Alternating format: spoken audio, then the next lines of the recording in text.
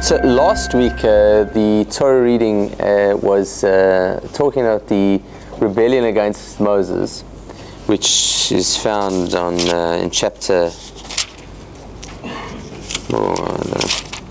16 of Numbers. But with your permission, is there anyone who came tonight only because of the topic? Okay, good. Okay, so then I'm going to use a little bit of poetic license to deal with what I think is, without a doubt, the most tragic story in the whole of the Torah, and that is Moses and Aaron's denial to enter the land of Israel. And that happens in this week's portion, and I'm happy that what I would like to, the journey I'd like to take you on this evening, is one that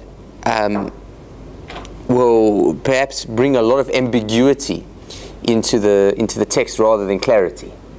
And I suppose as a kid, when I grew up, I didn't grow up in an observant household, so if you'd said, did you know that Moses never gets to the land of Israel, my answer would have probably been no, I didn't know that. But I think if you think of for a second how profound it is that the man whose whole life has been shrouded in a certain mystery of how unique he was, in a sense that of the entire nation of Israel, Moses was the only one who was never a slave. He was the only one who lived a very privileged life, for at least part of it, only to live another significant at least 40 years in an exile in a foreign land with his father-in-law Jethro, only then to come in as the Redeemer. So he's really an outsider in every sense of the word, Moses. In fact, it's interesting, there are a number of books that have been written showing the Jewish origins of superheroes. Because, believe it or not, a large, significant number of the superheroes had Jewish creators. And Superman is very much modeled on Moses. I don't know if you're familiar with the Superman story, but Superman, his family are leaders, and they put him as a baby in a cradle to send him away from the destruction that is coming upon his nation, only to become a redeemer. So it's really, you can see the Jewish origins over there. A number of the other superheroes as well, but perhaps for another time. So if we go to the story of Moses and we say, well, this guy, he not only does he defy the odds to bring his nation out, he stands at the Mount Sinai and receives the Ten Commandments and the Torah, then he defends them on numerous occasions, whether it be from physical battles against various tribes or against their own implosion as a result of the golden calf. 2 weeks prior to this, we read of the nation being exiled in the wilderness for 40 years as a result of their lack of faith of entering the land of Israel. And now we really are at a position where, it just seems that, okay, time has passed, it's now ready for Moses to lead this new generation of people into the land of Israel, and boom, God says, not so fast, you're not going to get in there. Not you, not Aaron, and that's the end of the story. And the anticlimactic nature of it is profound. It's almost your life's work going up in a, and we'll see a little bit later in Deuteronomy how Moses begs God to just allow him to just come in, maybe not as a leader, but just to come in. And God exceeds only to allow him to see it from afar, but never to actually enter. So this story about what happened, like the trajectory we were going is Moses was going to take these people in, and then something went wrong, and it stopped. And it's that point where everything changed that we're going to be dealing with, at least at the beginning of this evening. So I forgot my Bible, so we're on the same page tonight, I think.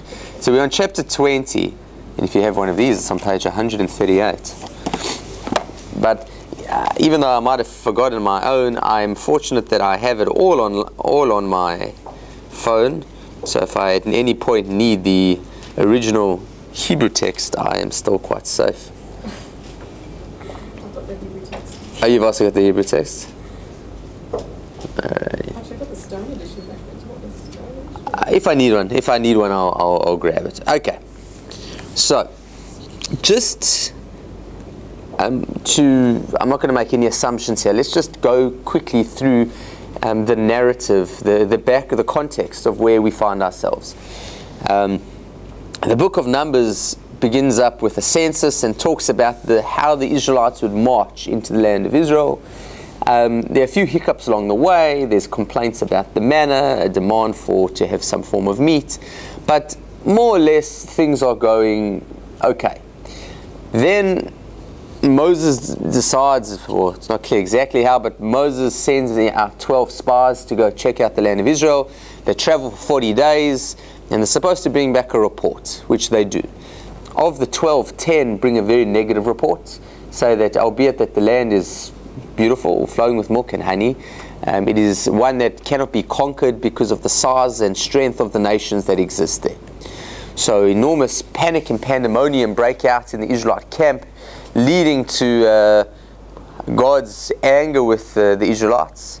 And only the 2 of the 12 spies, one being Caleb and the other being Joshua, stand up and say, we can do it, let's not lose faith. But the Israelites are not to be convinced, and basically God says, that's it, they're not going into Israel. They will wander for 40 years, until this entire generation from 20 years and up, when they are gone, and a new generation is there, they will see the land. That is, let's say, 2 weeks ago, that was what the Torah reading was. Then last week, seemingly, what the topic of this evening was supposed to be, seemingly picking his timing perfectly, Moses' leadership is questioned. An individual named Korach, which is actually a cousin of Moses, comes and challenges both Moses and Aaron, along with 250 other guys and another couple of no good nicks named Dathan and I only know the Hebrew. What's it? Dathan and Abiram. It's Datan and Aviram, but I'm trying to think. That's how the Hebrew is. Dathan and Abiram. I don't know.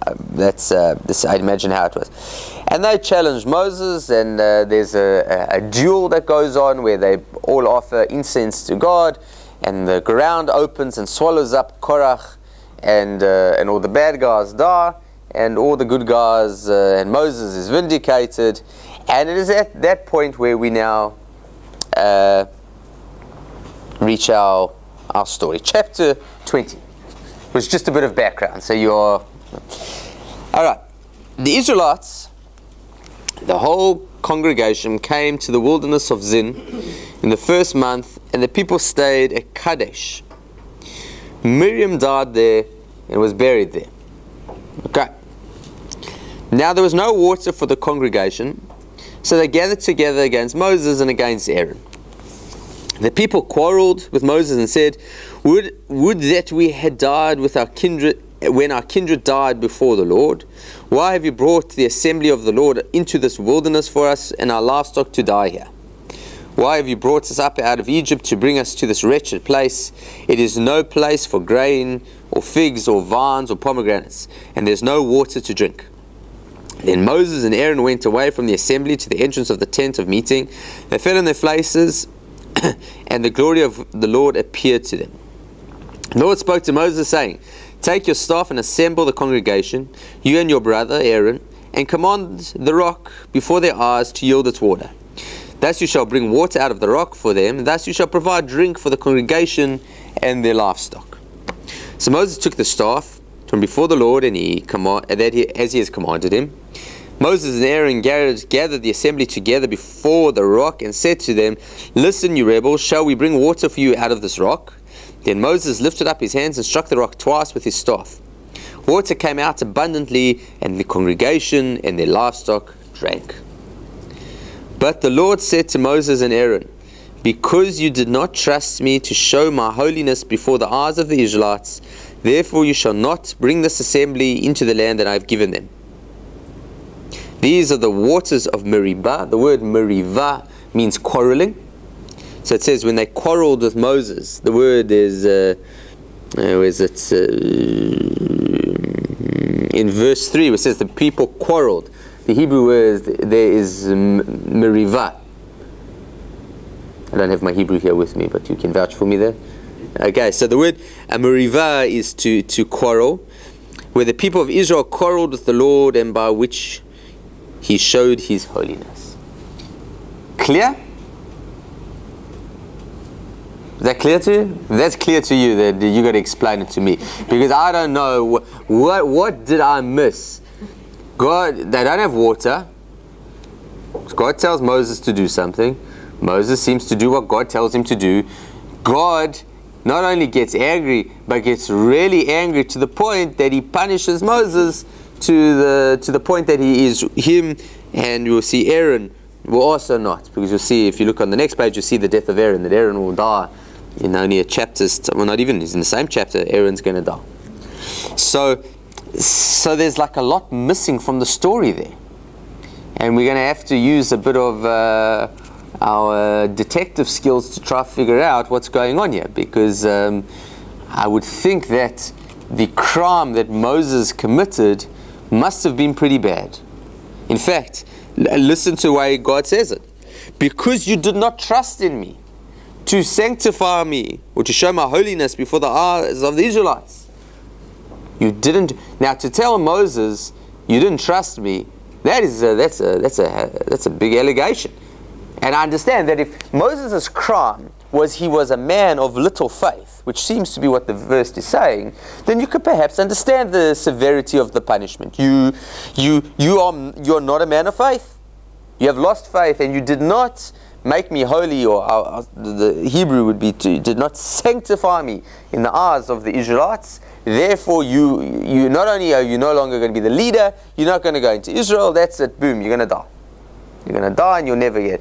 And so, sure, that's okay, Moses. That's all right. I get it. Moses did a really bad sin. And then you say, and what was the sin? And you say, he didn't sanctify God. He didn't believe in God. And so, where does it say in the text? What did he do? And my guess is you would struggle to find it. Maybe he hit the rock twice and he was only supposed to hit it once. So we are going to analyze this little segment and come up with multiple versions of what might have happened, and each one, when you are struck, the Torah is not a historical document. Let me say that. It is not a book of history. So therefore, to look at the story and to try to work out the historicity, like if I'd been there, what would I have seen? Isn't really where we're trying to get to. What you're trying to see is what are the Torah was written in a certain way to give us various ways of reading it and coming up with various plausible answers, each of which have a very important message. And so when we're going to find the answers, what we're going to be doing, as I might have given this analogy, is we're trying to cover ourselves with a blanket that's a little bit too small. Have I given that analogy before? And basically what happens is, have you ever had these cold winter nights are here? So you think you're covered, but then you realize your foot or your elbow, your knee, or some part is just, the blanket's just not big enough to go. So whatever answer we come up with, the chances are it's going to be like, it covers most of the problem, but not all of the problem. And therefore we'll have multiple versions. Okay. So before we go into the text itself, perhaps a couple of important questions worthy of clarifying beforehand. Number one is timing. It wasn't very long ago that the Israelites were going to spend, let me just see where we are.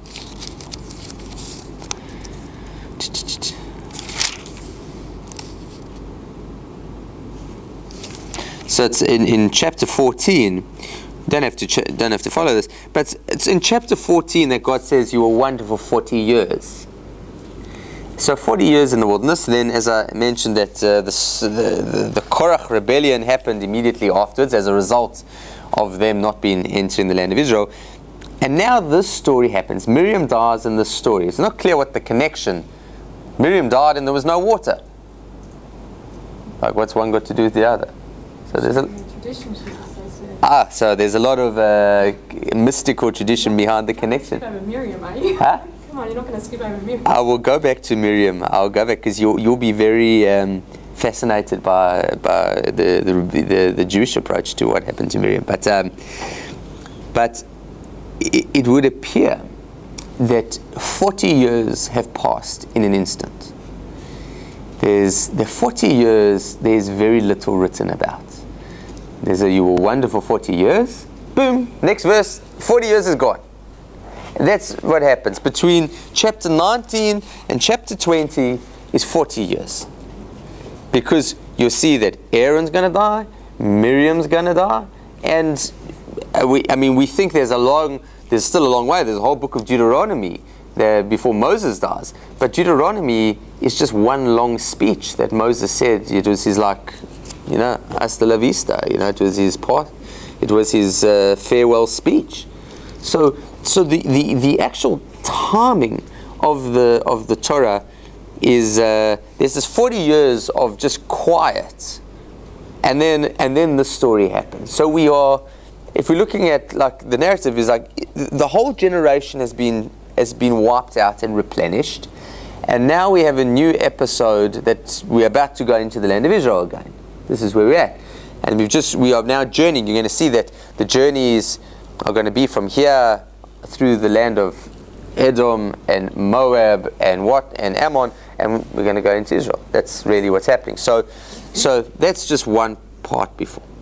The second part of which I think is important background information is, has there ever been before a time where there has not been water for the Israelites and a miracle was needed in order to bring water?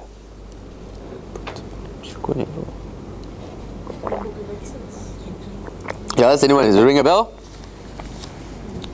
Alright, so you're going to have to go to Exodus.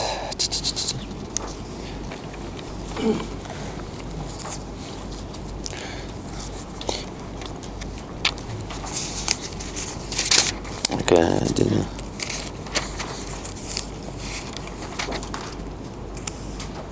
chapter 17, page 64.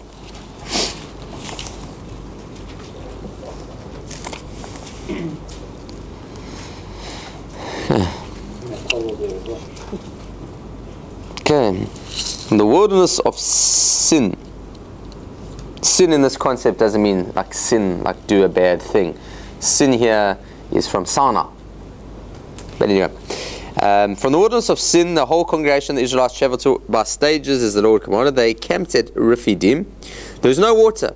So the people quarreled with Moses and give us water. Moses said to him, why do you quarrel with me? Why do you test the Lord? But the people thirsted there for water, and the people complained against Moses and said, why do you bring us out of Egypt to kill us with our children and livestock with our thirst? So Moses cried out to God, what shall I do with this people? They are almost ready to stone me. The Lord said to Moses, go ahead of the people, take some of the elders of Israel with you, take your staff, which you struck now, and go. I will stand in front of you on the rock. Strike the rock, and water will come out of it, so that the people may drink. Moses did so in the sight of the elders. And there we go. Okay, so water has come from a rock before. This is not the first time that water has come from a rock. And how did water come from a rock the first time? Moses hit it. Moses hit the rock, and water came from the rock. Okay. Now we're going to go. We're going to have to get some your detective skills. Let's go step by step back to chapter 20. There are three stages to this process. What did God command Moses to do? What did Moses do?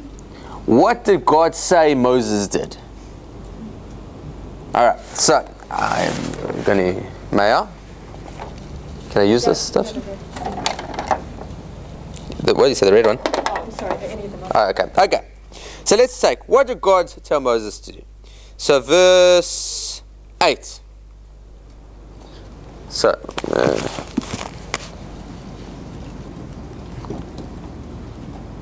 okay, let's go for it. Give me the stages. Stage 1, what does he have to do? Take the staff. Okay, stage 2. Assemble everybody. Okay, assemble the congregation, you and your brother. Then command the rock. In Hebrew it says v'dibartim el hasela, and you shall speak to the rock. Command is what we call a mitzvah. Mitzvah is to command. This is, I'm going to go against this translation, my apologies. But I'm allowed to do that. Okay, so speak to the rock.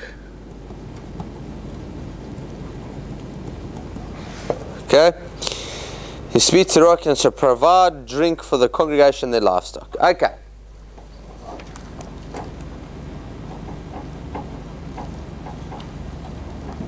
Okay. So, what did Moses? So Moses took the staff.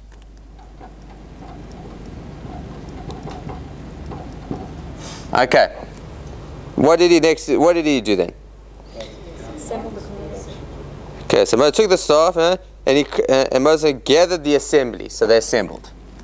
So far, so good. 3.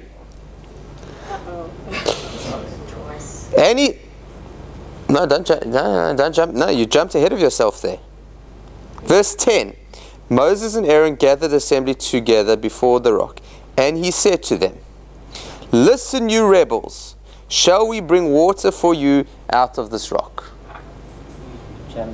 Poetic license? Did God say go say that? Now, throughout the Torah, it says, and God said to Moses, speak to the people of Israel and say, blah, blah, blah, blah, blah. There's a whole speech here. God's command to Moses was, take the staff, go to the rock, speak to the rock, and give it water.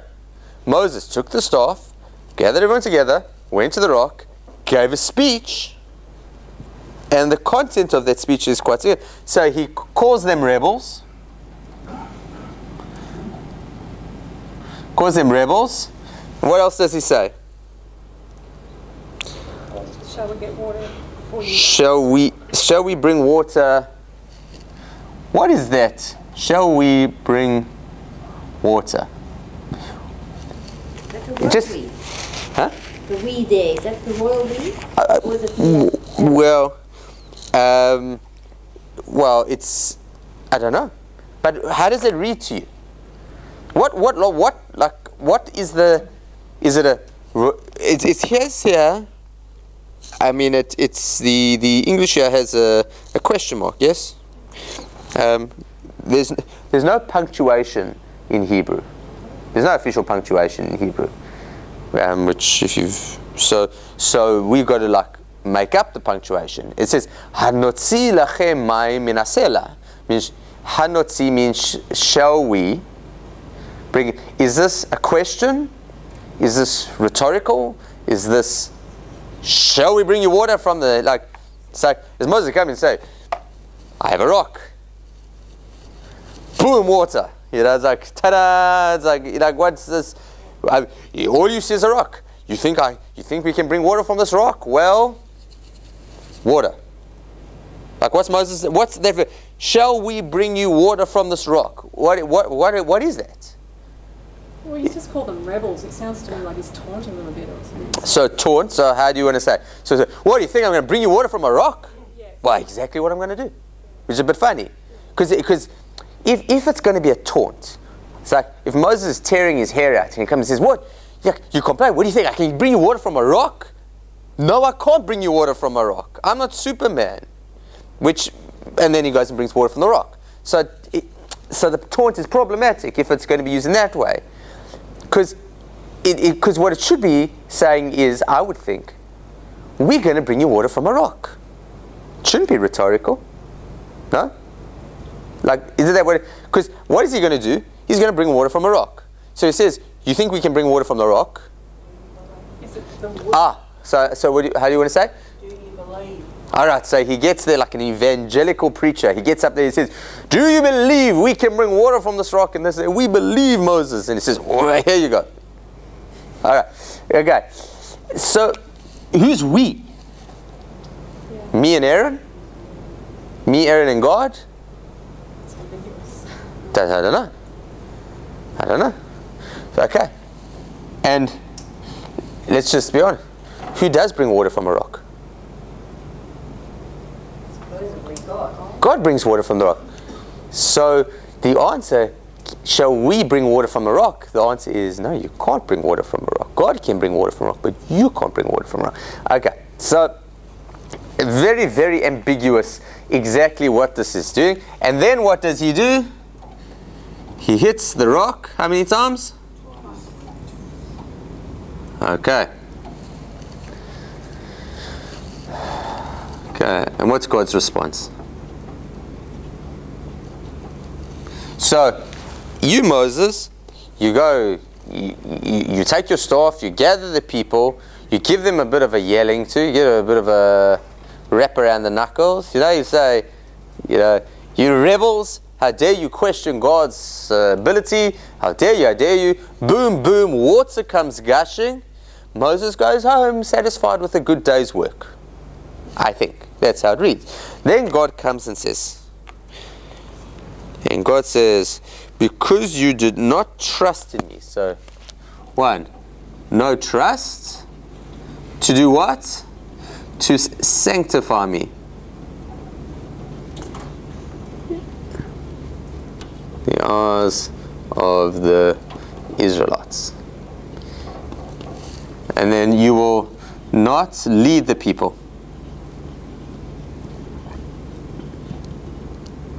to the land. Okay? Did anyone think I've missed anything?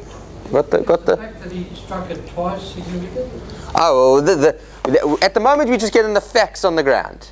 Then we're gonna start questioning, because apparently something went terribly wrong over here. Because the way you read the story, if I had stopped and not put this part in, I would think it reads very similar to that first story from Exodus. People come, they're thirsty. God says, go take the staff and hit the rock. Moses goes, he takes the staff, he hits the rock, and we move on. Everyone drinks and we move on. Yet this particular story takes a very nasty twist. And try to find something in here that warrants this severity of rebuke and punishment, of denying Moses seemingly what was his main calling in life, his what was to be the pinnacle of his career, leading his nation into the land of Israel. He gets denied. So I think it's fair to say that it would appear that something happened over here. In the first story, it just says he did so. He did what the Lord did. Okay. And then here it goes into all the details. Okay. Interesting that it's a contrast. Yeah. Well, maybe because he clearly doesn't do what he's told. Okay. So now, what's going to become evident is that I get, to find where this is different to this is easy. To find that this is so different to this that it makes this rational is not easy.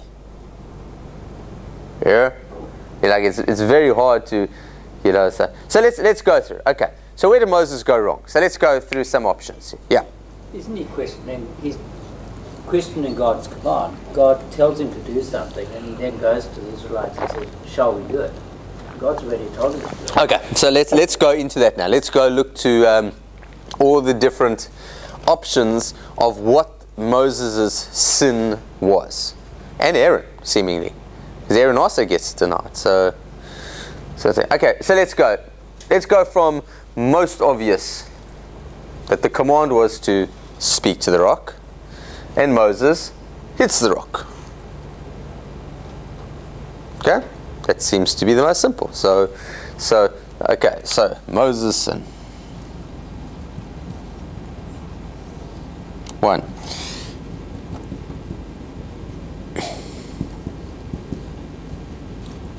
Okay, do you like that?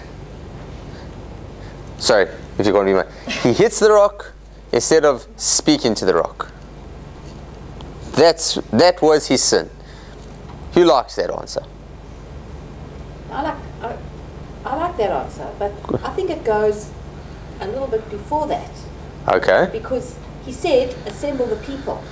He didn't say, and then give them a lecture.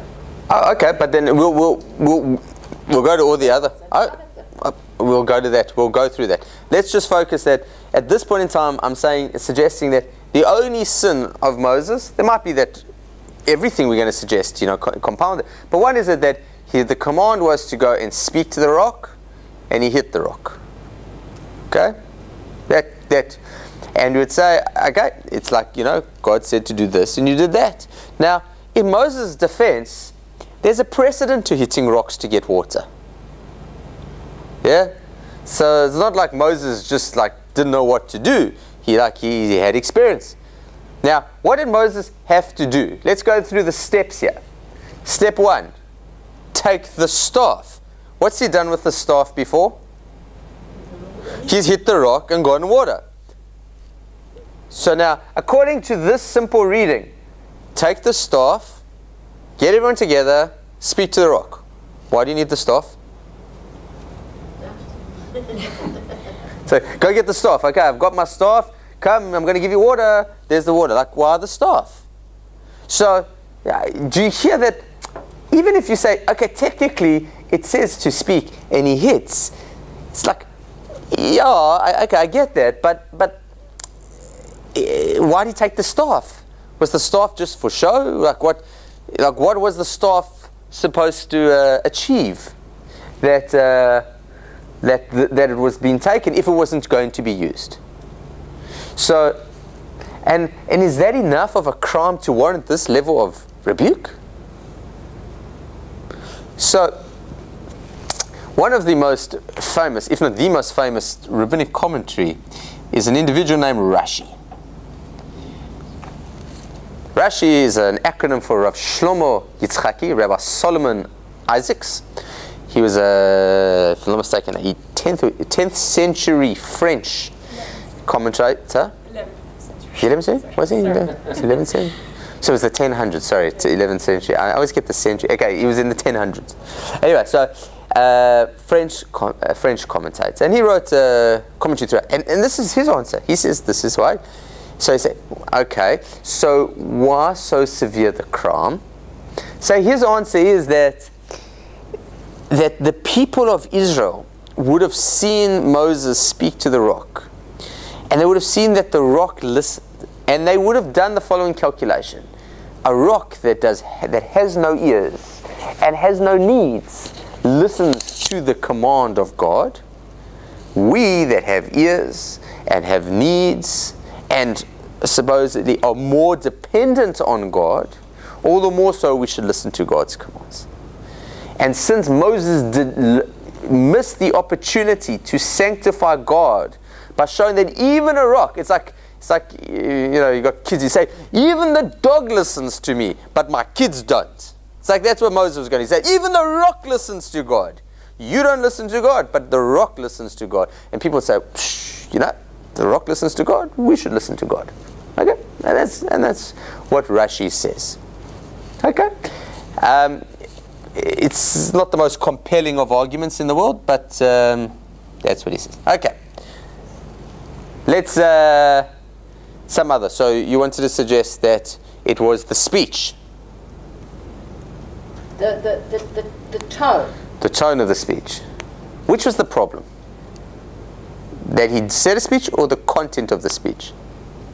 I don't think God told him to call them rebels. I think they were rebels. But so the tone. And it might have been also let God do the talking rather than Moses doing the talking. Has Moses called names to the Israelites before? He showed his frustration.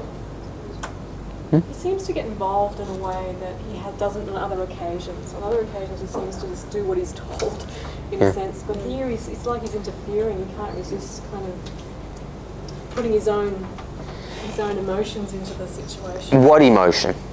Well, he's angry. Angry. And his sister's just died, for goodness sakes. And he's been in the 40 years in this okay, so we've got Moses is angry.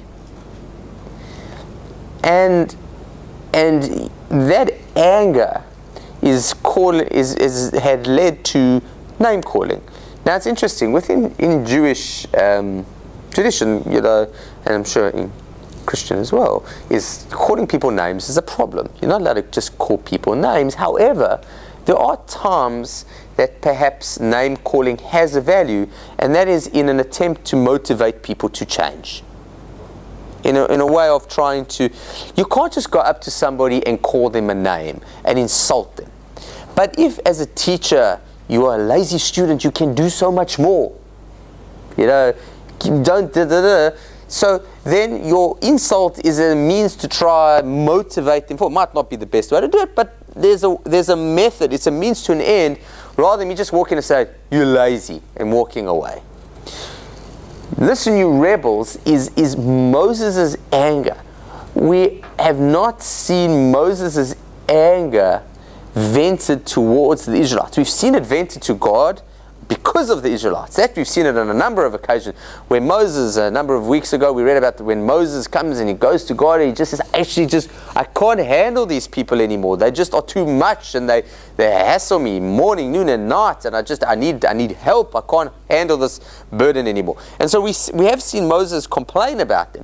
But to actually just come out and just say, you know what? Boom, you rebels. He just starts. That is something that is quite telling. And we will come back to that because it tells you something about Moses. And where is Moses at this stage in his life? Okay, let's get two more. We're going to have two more possibilities, and then we'll see. And we'll see. Okay, because we're going to come back to this one, we'll hold off on that. Okay, anyone else? Any other answers? Is Aaron relevant to this at all? Aaron seems to be a bit of a silent partner. So, anyone want to suggest? Yeah? The fact that he says, what we're going to, he uses the word we. Yeah, shall we bring you water? Yeah, as if he and Aaron and God in partnership are going to do this. Excellent. Okay. So let's say, even if it's not arrogance, it's very misleading because it is suggesting that somehow Moses has become powerful.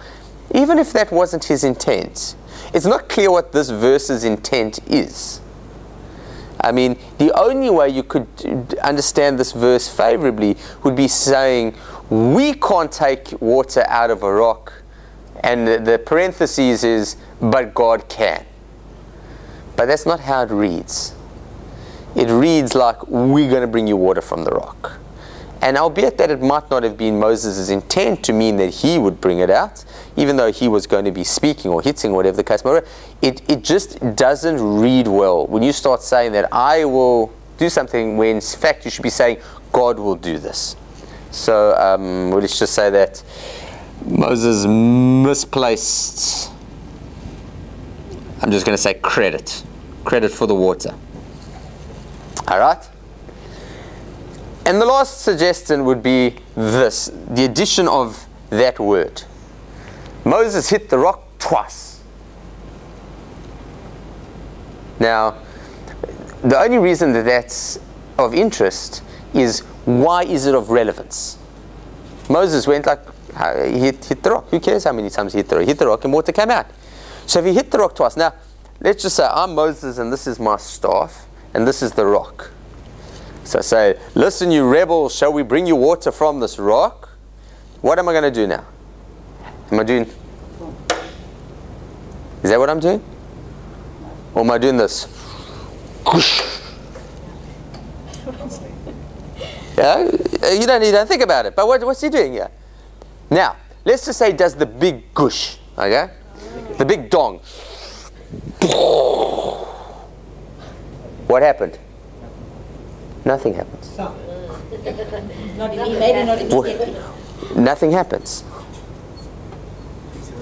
Now, new Moses. Just picture this.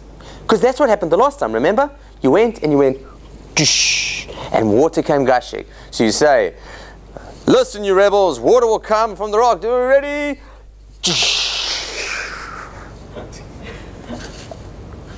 You lost faith in God. Panic, panic, panic. Smash water. You see this, you picture the scene now. That's twice. What happened between strike one? See, because you just read it, the first time you read it, it goes like this, and water comes out. But why is it, the Torah is telling us is that it's twice.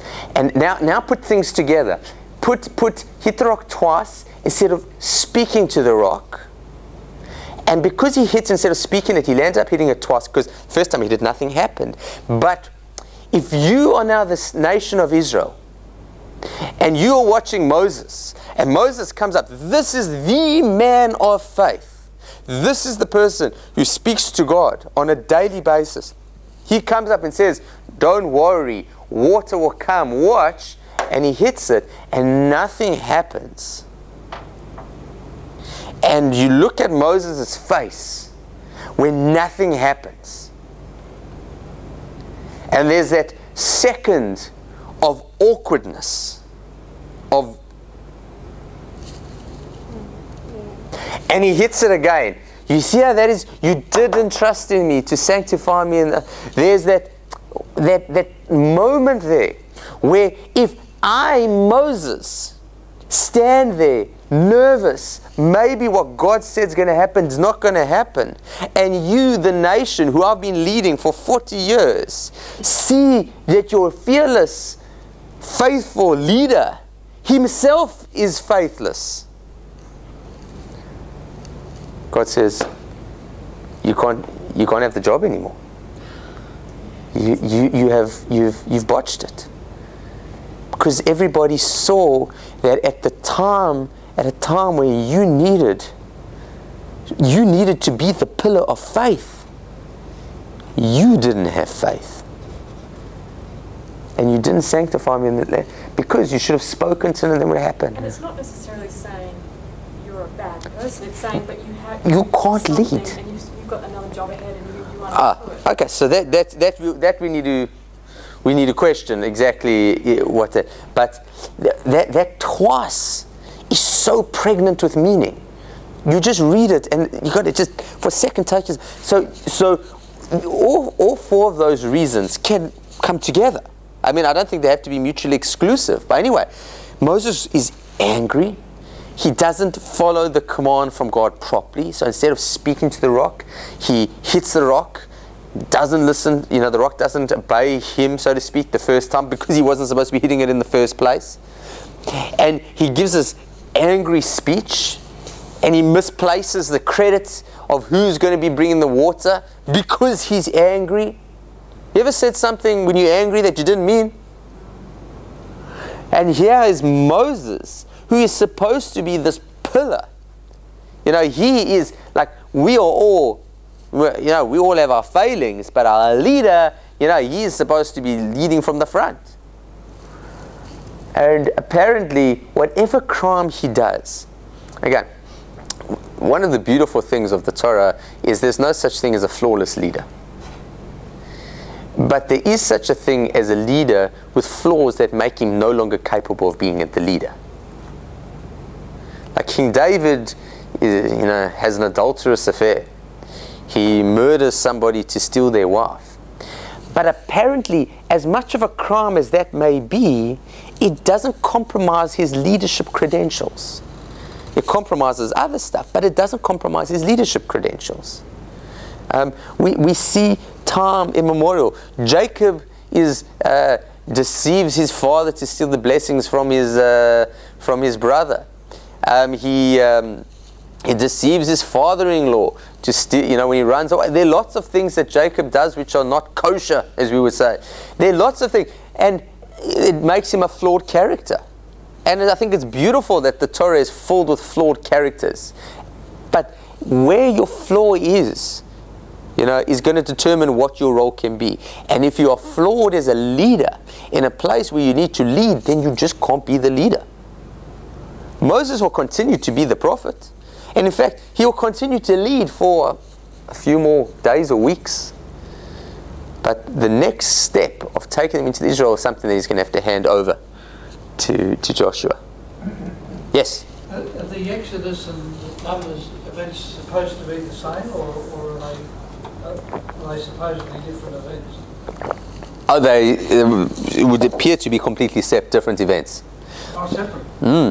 Well, they happen in different places, and they would be two separate events completely. But they're referred to as Meribah and Massah in both Exodus and... Yeah, they both called. One is called Massah Meribah, travel and a quarrel, and the other is just called the waters of quarreling. Well picked up. But they geographically happen in different places.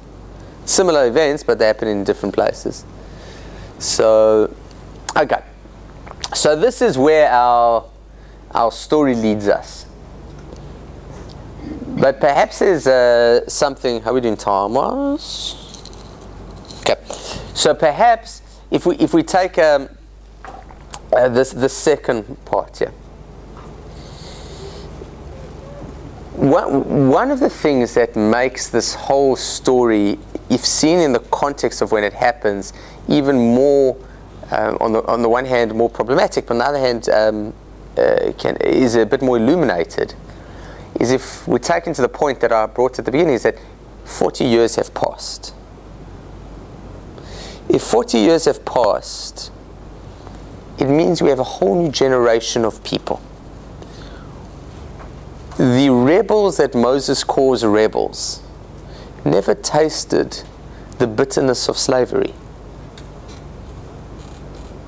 This was a generation that has been weaned for the last, has been nursed for the last 40 years on manna from heaven, that has drunken the sweet waters of miraculous existence, that have never known not only oppression, have never known war, have never known challenge, and have lived in a life that has been utopian in a point that it's been completely immersed within the divine experience. This is their first time they've been challenged without having water. Because we've seen numerous occasions that the Israelites don't have water, they don't have food, they don't like the food, they don't like whatever the case might be. We've had lots of challenges. But that's not these guys. That was their parents who are no longer here. It's a whole new generation of people. You know, like, I remember as a child, when I was in high school, and we used to go on like school camps. It used to be that we would take, not only would have take our boombox, we would have to have another bag that would have batteries in it and cassette tapes that we used to make off the radio.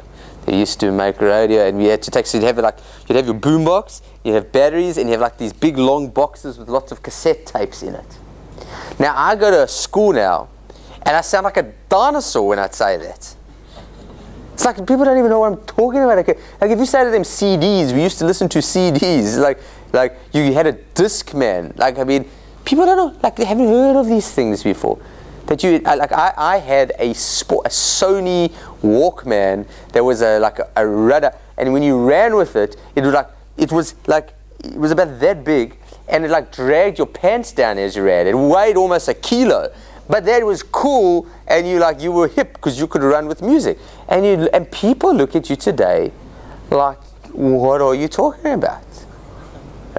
And what happens with generational change is that if you are not able to understand the language of the youth, you're going to be very inept at trying to communicate with the youth. You don't have to be young, but you have to understand your audience. And when a new nation starts for the first time in their lives, they are faced with challenge. And the face comes in that we have no water. We've always had water. For our entire lives there's been an abundance of water. And now there's no water. And we are scared. And we think we're going to die. So we go to our leader and we say, Moses, we are thirsty. What do we do? Why are we going to die? And Moses' response is, listen, you rebels.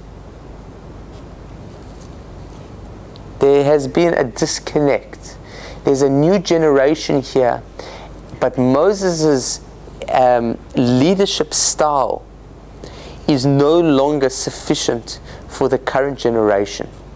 You need a new leader who can speak the language of tomorrow's generation.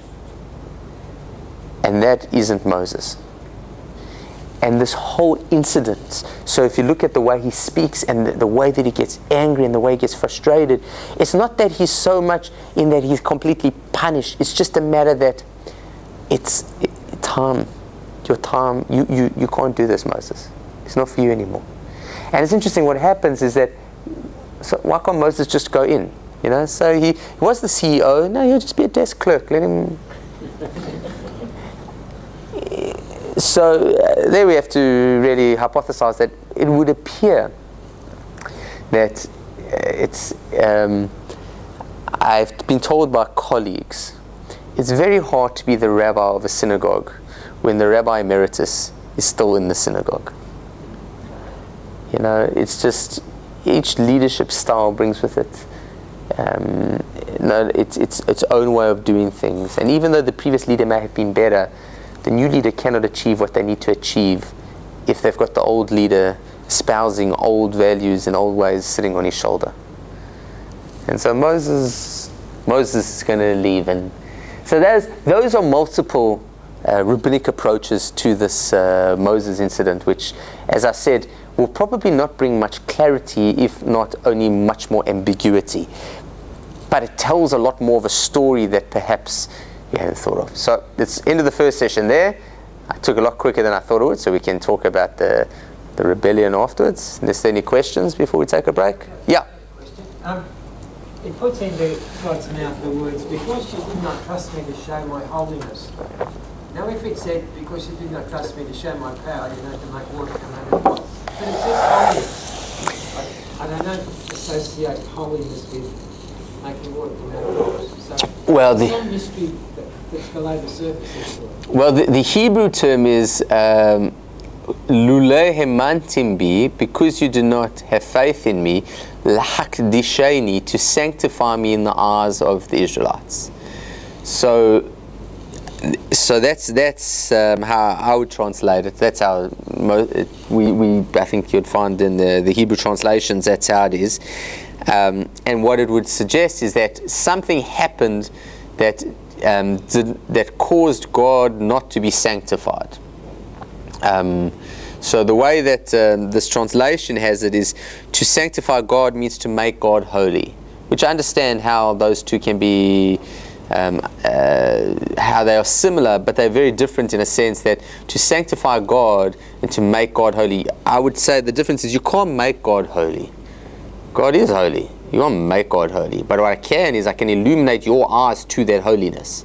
And that's what I think sanctifying means, is illuminating, opening your eyes to see God's greatness. And that was because of, so as I said earlier, is that every one of these answers works in one way and doesn't work in a different way. So for example, Moses calling them rebels, it's not clear how that doesn't sanctify God's, God in the eyes of the Israelites. I understand how if God said, because you got angry with the Israelites, you can't go into the land of Israel, that I understand. But it says, because you didn't sanctify me. So in that way, it works better with the hitting instead of speaking to, but a lot of other problems. So yeah, it's that small blanket syndrome. Do you want to say anything about Miriam? Okay. How are we doing? I know. Only if you want. Miriam. Okay. Let's deal with Miriam in 2-3 minutes. Miriam's quite a bizarre character because she is, at the end of the day, the heroine of which the entire story almost is dependent, because it was clearly Miriam who watched over Moses as he was floating down the Nile. According to rabbinic teachings, is that Miriam was not only the instigator of the fact that Moses was born, because apparently at that point in time, this is after the decree to kill all the Israelite males, and that men had said, you know, what's the point of having children if our children are going to be killed? And Miriam was the one who convinced her father that they should, you know, that they should still procreate even in such a destructive time. And Miriam was the one who suggested to Pharaoh's daughter that a wet nurse should be, Israelite wet nurse should be found for Moses, and she got Moses' mother to land up being the wet nurse for her. And according to some of the commentaries, it was Miriam who eventually revealed to Moses his true identity. And Miriam, we see after the splitting of the sea, she sings a song, her own song. It's like Miriam's an important character. She's a very important character. Which begs the question, like, why does Miriam, like, why does Miriam die? Not only that she does die, but why does she die? Now, before that sounds like, well, what do you mean, why does she die? People die, that's what happens. No. In the story of the Bible, in the Torah, the only people who died were bad people. No good people die. Once we left Egypt, what good person dies? Think about it. Since we left Egypt, not one good person died. All the people that died were bad.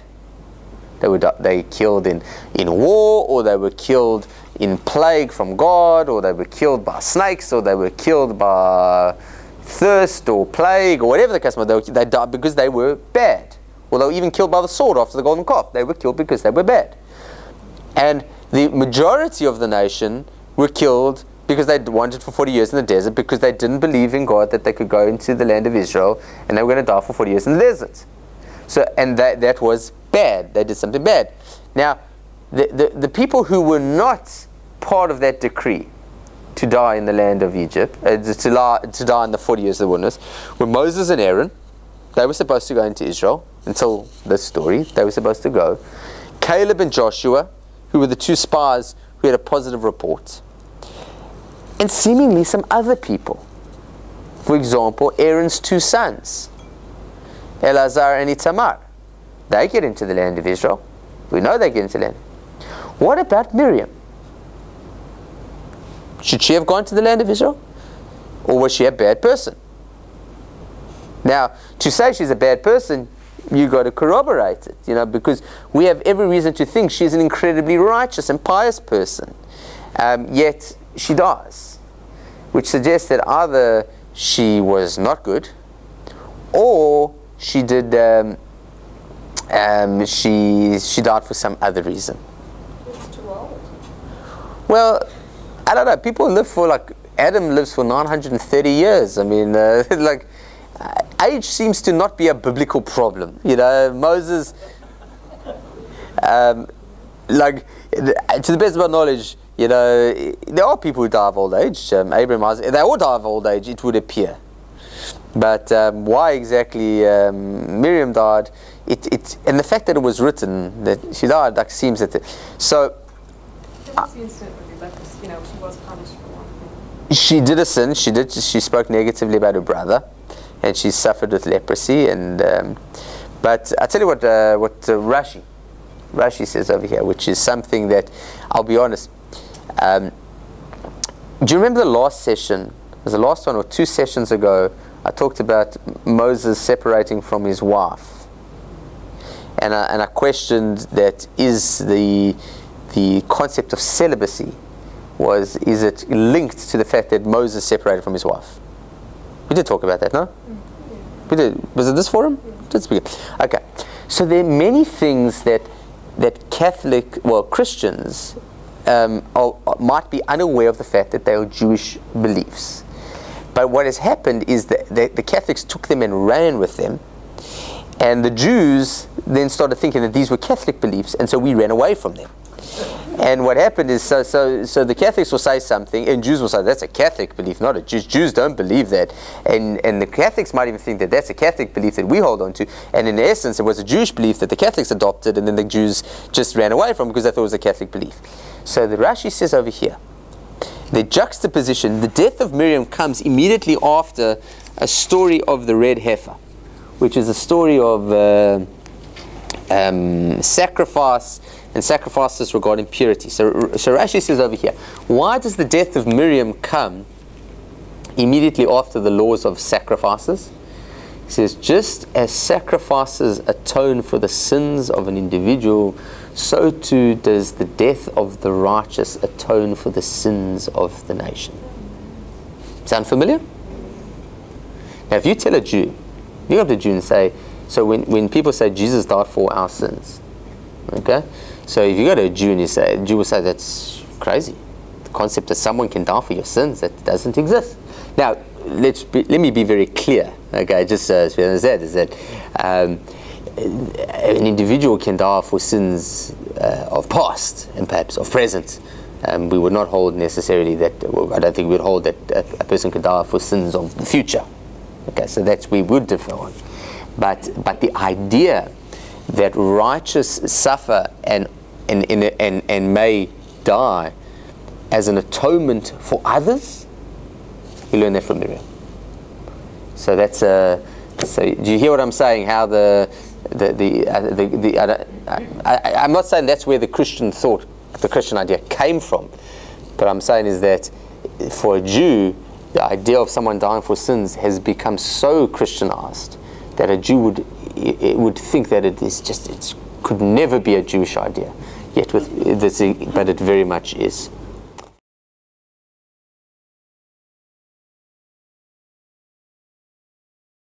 And we're back. So I will. I could go backwards in time and talk about what this evening was originally advertised to be, but I think it might be a bit anticlimactic now, because we really.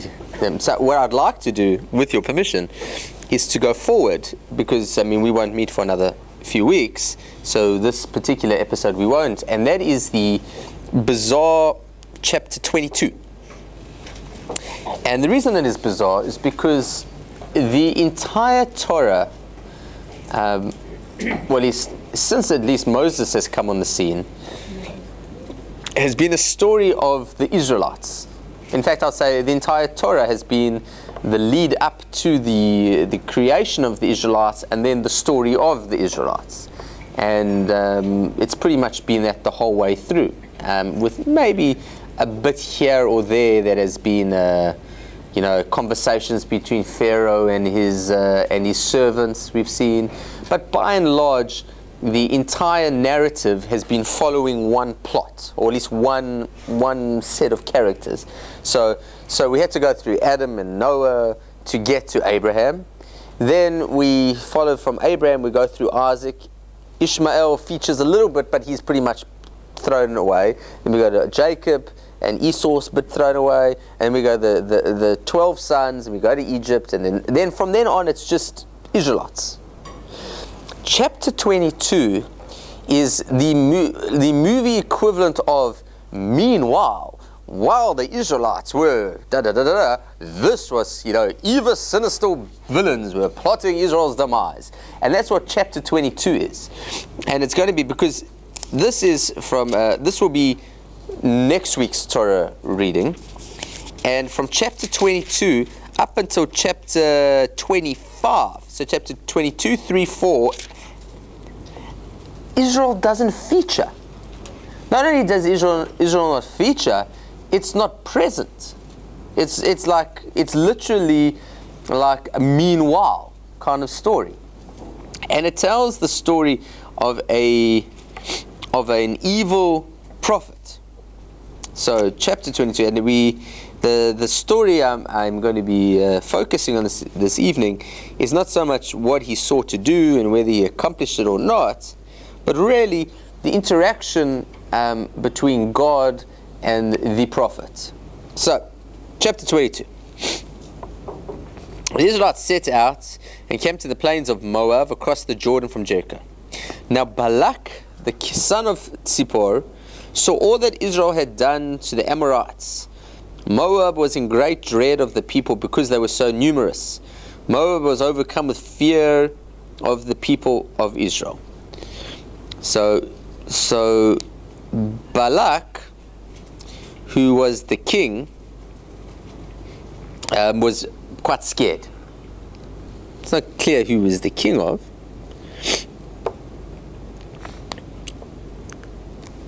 Okay, so but he's very scared because the Israelites are so large and powerful. And Moab said to the elders of Midian, "This horde will now lick up all that is around us, as an ox licks up the grass of the field." Now Balak, the son of Zippor, was the king of Moab at that time. So Balak, the king of Moab, is petrified. The Israelites are mighty. Now, in a few chapters prior to this, you can see the king Og and king Sichon were defeated. So Israelites have waged a couple of very successful campaigns. And Moab is very scared. And Balak is very scared. So what does he do? He sent, verse 5, he sent messages to Balaam, son of Beor, at Pethor, which is on the Euphrates, in the land of Amor. Land of Amor. Okay, that's interesting. The word is the land of his nation, but here it translates it. Anyway, okay. Yeah, that's what it should be, kinsfolk. But here it says it just transliterates the Hebrew. To summon him. So they went to Balaam, the son of Beor, to summon him and say, "A people has come out of Egypt, they spread over the face of the earth and have settled next to me. Come now and curse this people for me, since they are stronger than I, and perhaps I shall be able to defeat them and drive them from the land. For I know that whoever you bless is blessed, and whoever you curse is cursed." Okay. So Bilam, it says Balaam, but the Hebrew is Bilam, is a curser. He is a mercenary. He's a spiritual mercenary that gets hired to curse people, apparently. And Balak, who is now very fearful because there's this very powerful Israelite nation that is drawing closer. And he says, the only way I'm going to defeat them is if I have a little bit of divine assistance. So Bilam will become, and he will curse the Israelites, and through that curse I will be able to defeat them in battle. Right? That's the plan. Good plan? Interesting plan. Now, it's interesting just if you appreciate textual references.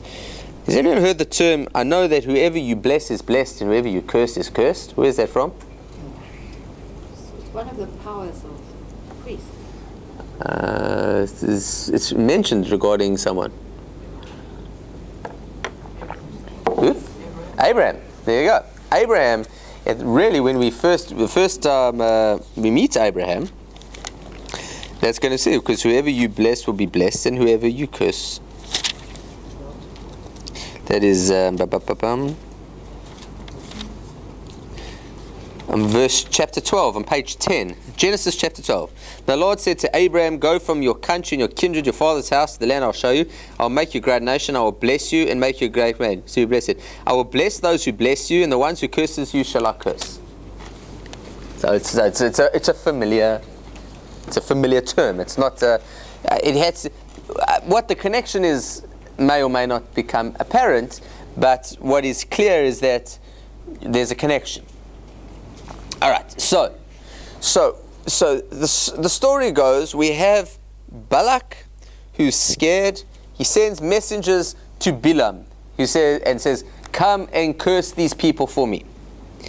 So verse 7. So the elders of Moab and the elders of Midian departed with the fees for divination in their hand, because cursing comes at a price. And they said to him, and they came to Balaam, and they gave him Balak's message. He said to them, so they came, they said, like him. He said to them, "Stay here tonight, and I will bring back word to you, just as the Lord speaks to me." Who's going to speak to him? Lord. Which Lord? Their Lord. The Lord. The Lord or their Lord? Their Lord. The Lord of Moses. There? The Lord of Moses. The Lord of Moses, or the Lord. Okay, well, let's see. So the officials of Moab stayed with Balaam. God came to Balaam and said, "Who are these people with you?" Is that clear now? God came to Balaam. Which God? There's only one God. There's one God. He's the God. Bilam's God and Moses' God is the same God. You know, I don't know if you remember a golfer named Gary Player. So Gary Player was a very religious man, and he said he never prayed on the golf course. And they said, why? And he said, I'd never pray on the golf course. He says, because everyone on the golf course is praying. And so why should God listen to me and not listen to them? Yeah? He said both armies, it was interesting, I was watching the two teams go out, I don't know which, I think would have been which of the two Catholic countries that played each other yesterday.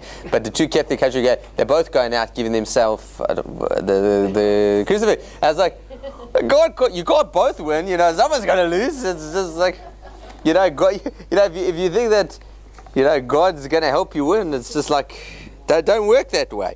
So Bilam is an interesting character. He speaks to God. He's not the prophets of Baal that we have seen, and we will see again, who worship to deities that we are not familiar. He's not the people, the Philistines who worship this God or Bilam has a relationship with God. Not only does Bilam's a prophet. God speaks to him. You know, God doesn't just go up to every Tom, Dick, and Harry. I mean, this is Bilam. They come to Bilam and say, we heard that you are a great curser, and we want you, whoever you bless is blessed, and whoever you curse is cursed. So, can you do it for us? So Bilam says, I've got to ask God. And he spends that night, and God comes to him. And God says to him, verse 9, God comes to Bilam and said, who are these men with you? And your eyebrows should be perked up and saying, surely God knows who these men are with him. It's like, so Bilam said to God, King Balak, the son of Tzibor of Moab, has sent me this message. A people has come out of Egypt and spread over the face of the earth. Now come, curse them for me. Perhaps I shall be able to fight against them and drive them out. So God said to Bilam, you shall not go with them. You shall not curse the people, for they are blessed. Phew. So God's on the Israelite side. Great. So Bilam was trying his luck. Listen, I don't know if Bilam knew, like what he knew. He clearly has a relation. He's a very spiritual man. I mean, like we often think of the bad guys in the story as bad guys, like in movies. But Bilam was like a holy man. He was a man who spoke to God. I mean, we don't have prophets like this today.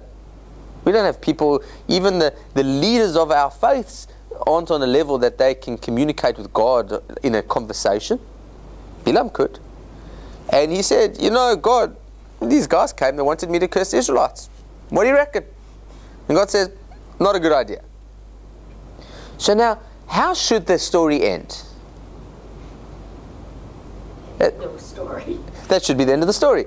Bilam comes and says, listen guys, thank you, but no can do. So look how it carries. So, verse 13. So Bilam rose in the morning and said to the officials of Balak, go to your own land, for the Lord has refused to let me go with you. So the officials of Moab rose and went to Balak and said, Bilam refuses to come with us. Good, that's what we expect. Once again Balak sent officials more numerous and more distinguished than these. Why would you do that? Hey, he's playing hardball, this Bilam character. He said, you know, you go in low, and we went in, we said, yeah, we've got $1,000 for you. Will you curse? He says, let me speak to God. And he comes back and says, sorry, no can do. So Balak says, all right, send him 10 grand. Let's see now what happens. We'll send the more royal people. So they came to Bilam and said to him, thus says Balak, son of Krebs, do not let anything hinder you from coming with me, for I assure you do you great honor, and whatever you say to me I will do. Come curse this people for me. Bilam, I got a message from Balak. He says, name your price. Name your price, you got it. So what should Bilam say? Listen guys, I'm a prophet. I'm a non-for-profit prophet. Yeah? This is, if God says no, I'd love to. I would have done it for $1,000. I was happy to come for 1,000, but God says no. So so that's what I would think. So, but Bilam replied to the service, Although Balak were to give me his house full of silver and gold, I could not go beyond the command of the Lord my God to do less or more. You remain as the others did, so that I might learn more what the Lord might say to me. So he starts off great. He says, listen, guys, you can pay me what you want. There's nothing I can do. But you know what? I'll ask. I'll ask God. Now, we have a word for this, us parents. It's called nagging. When your child asks you, you say no, and they come back and ask you again. I said, has anything changed? Like it's when my kids said, so they call me Abba. Abba's Hebrew for dad. So they come and they say, Abba, can I stay up to watch an hour of TV? So I say, no, you can't. And then they'll come back to me 10 minutes later, Abba, can I speak to you? So I say, has anything changed since we last spoke? If nothing's changed, the answer's still no. Maybe something has changed. Maybe she says, listen, I finished all my homework and I've got a great plan that if you do that, I'm happy to discuss. But assuming nothing's changed, my answer hasn't changed. Now that's vis-a-vis me as a dad. Because as a dad, I would be a failure if I capitulated when they nagged. Nagging's not good for children. It's not good for parents, but it's not good for children. If my children nag and I give in, it's rewarding terrorism. Yeah?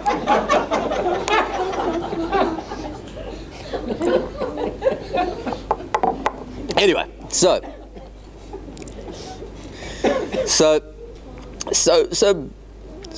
now, Bilam says, listen, even if you give me all the money in the world, nothing I can do, but you know what? You remain here as the others did, so I might learn what more the Lord might say to me. Okay. That night God came to Bilam and said to him, if the men have come to summon you, get up and go with them, but do only what I tell you to do. Okay. Now, that sounds different. Yesterday God said, don't go. Now God says, all right, you can go, but you're not going to do anything that I tell you not to do. Now, so Bilam came back the next morning. So Bilam got up in the morning, sat on his donkey, and went with the officials of Moab. So basically, Bilam woke up in the morning and said, guys, great news. God said I can come. Now, think what this does to Balak. The esteem that Balak had for Bilam when he sent him. He said, I heard you're a great man, a great holy pious man. And then when he refused to come, Balak said, it's just money. And now what does Balak realize? It was just money. It's just money. He's a money grabber. All right, fine. Now, if you don't know, does everyone know how the story continues? Because if you don't, your eyes are going to pop out of your head. All right.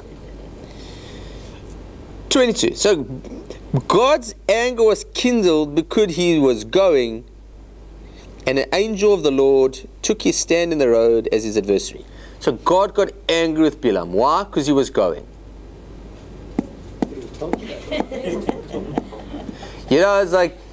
It's like, Mom, can I do this? No. Can I do this? No. Can I do whatever you want? All right, I'll do it. How dare you do it? So this is Bilam again. This is a holy, pious man. God says to him, no. And he says, please, God. So God says, make your own mind up. And he does. And he goes. And God's angry with him. So he sends an angel to stand on the road as his adversary. The word there for adversary is lesatno. You got it there, Teresa? Lesatno. Yeah? Lesatan lo. How does it say? Lesatan lo. Lesatan lo. The word lesatan, Satan? Heard of Satan? Okay, so we don't believe in Satan in the way that I'm led to believe Christians believe about Satan. So I'm going to say that's what Christians believe. So what I've learned in my time working with the Catholic Church over the last 2 years, year and a half, whatever, is that a lot of what I've learned on TV about Catholics is not what Catholics believe. So therefore, I now preempt that. So what I've been led to believe that Christians believe about Satan is that for us, le Satan means to create adversary. Not so much something outside of God, but rather something that God is doing to create adversity to someone. That's why the term there, to create, that God sent an angel to basically trip up Bilam. And the word there, to trip up, is Satan. That's the verb. It's the verb of Satan. Satan's the noun, and the verb would be Satan. Okay. Now he was riding on his donkey, and his 2 servants were with him. The donkey saw the angel of the Lord standing in the road with the drawn sword in his hand. So the donkey's on the donkey, and there's an angel in the road. And the donkey sees the angel.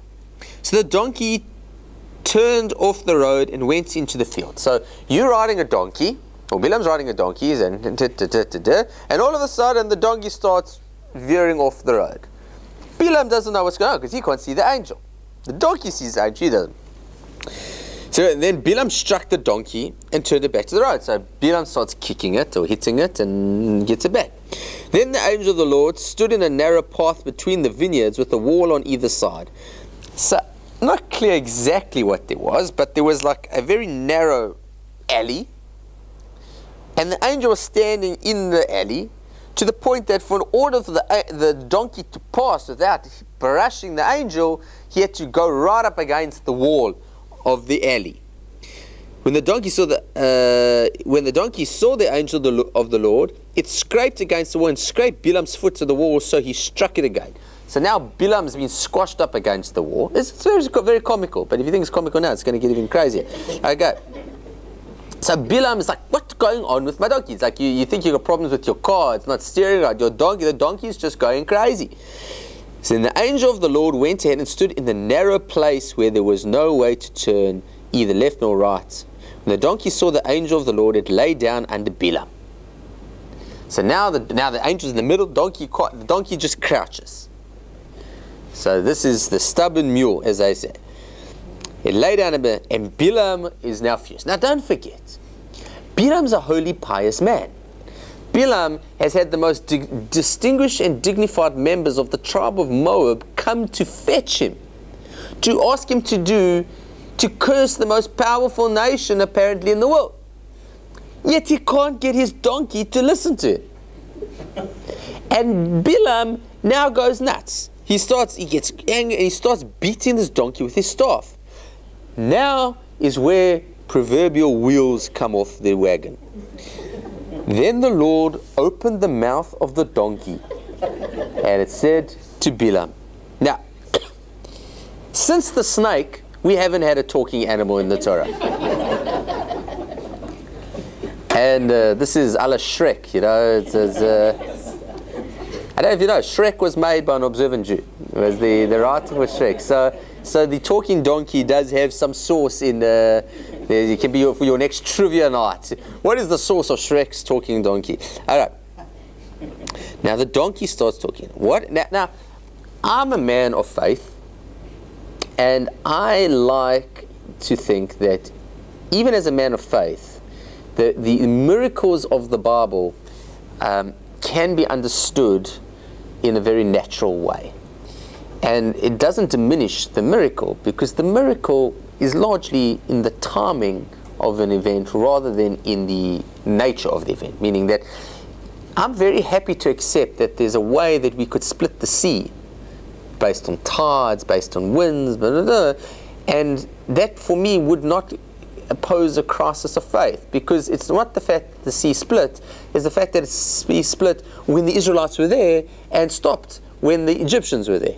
That's the miracle.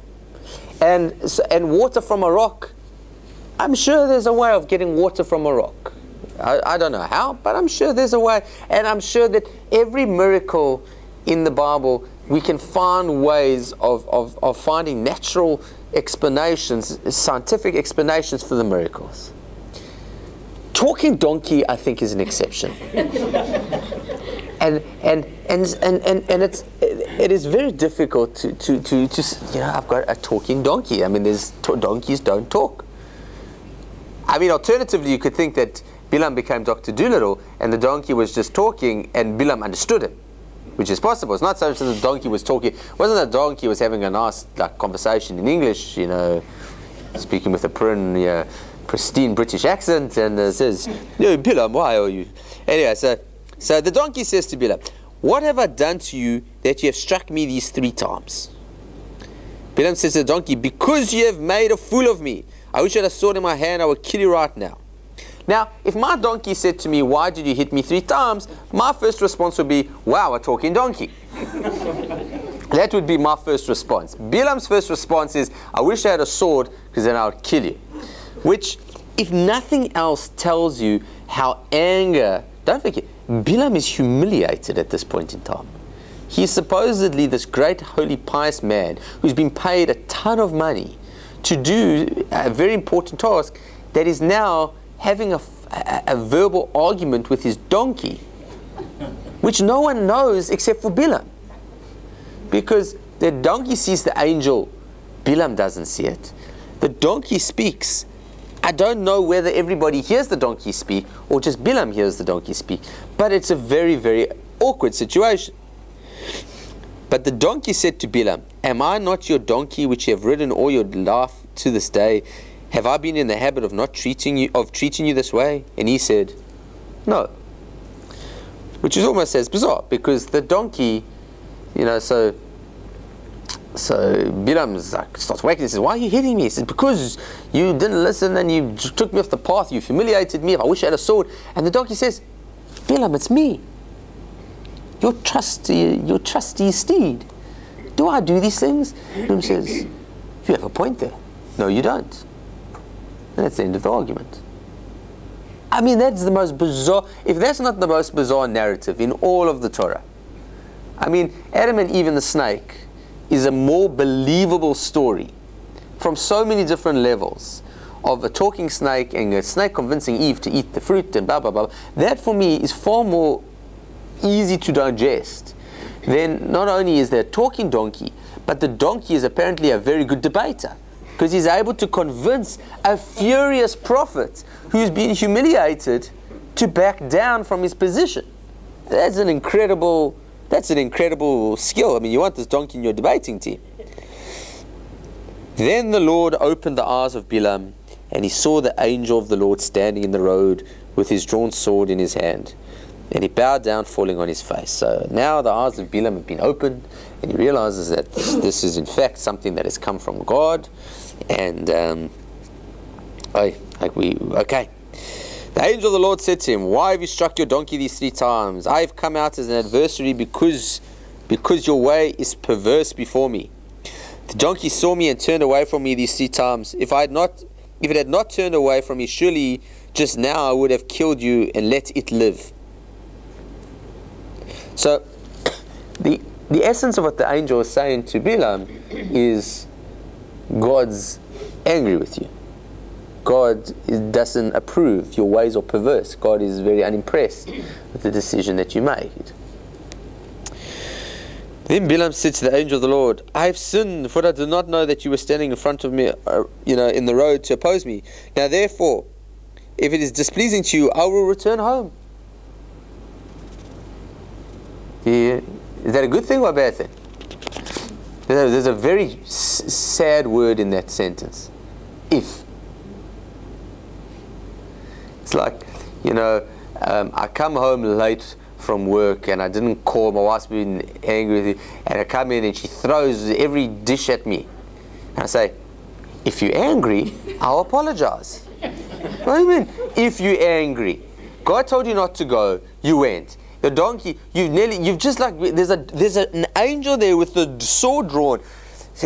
God's furious with you. That's why the angel, I would have killed you. If the donkey hadn't veered off the path, I would have killed you myself, because you are perverse in your ways. And Bilam says, "Well, if you're not happy with what I'm doing, I'm happy to go back." So look what happens. So the angel of the Lord said to Bilam, "Go with the men, to speak only what I tell you to speak." Now, look at that and look what God said to him the last time. Verse 20.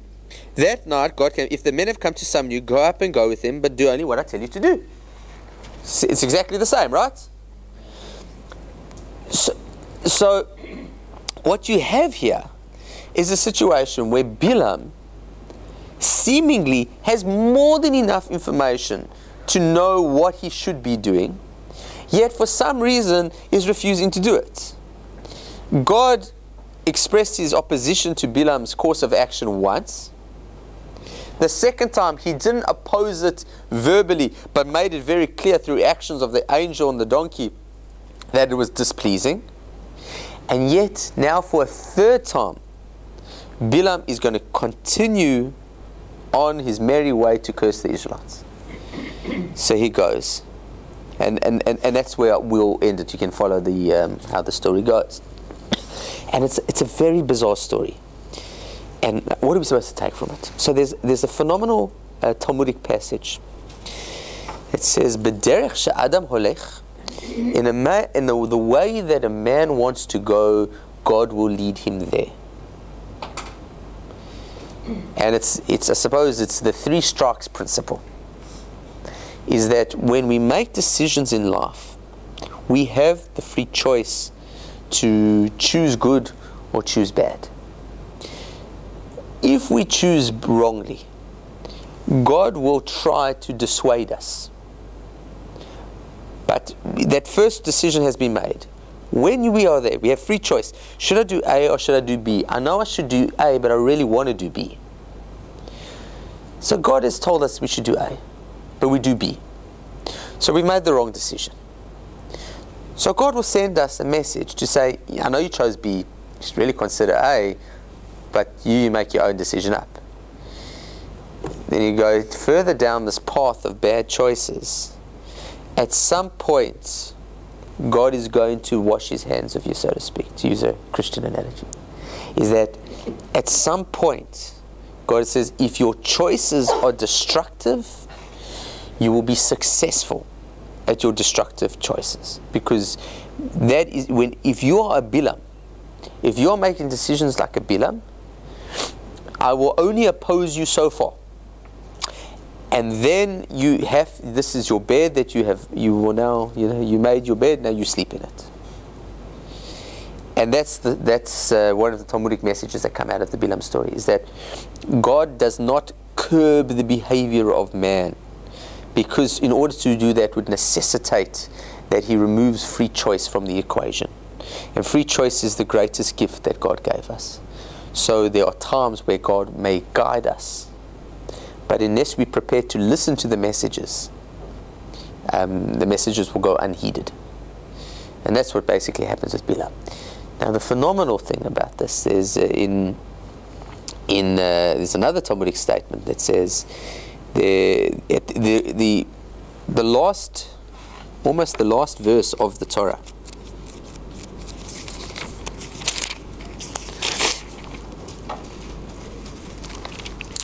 Literally page 191, chapter 34 of Deuteronomy, verse 10. Never since has there arisen a prophet in Israel like Moses, whom the Lord knew face to face.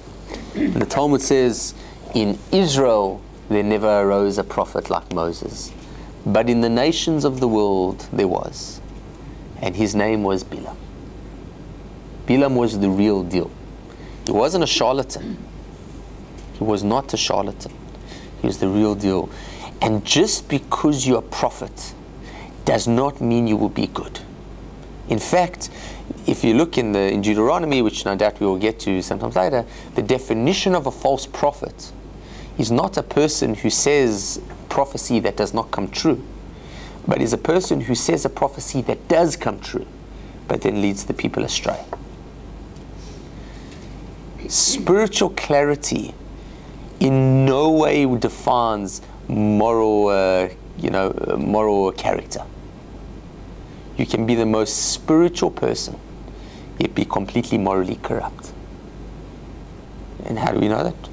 Because that's what Bilam was. was a real prophet. He was the real deal. But his decisions were distorted. So much more we can say about Bilam, but unfortunately our time has come to an end. I wish you all a pleasant evening, and I look forward to our next meeting.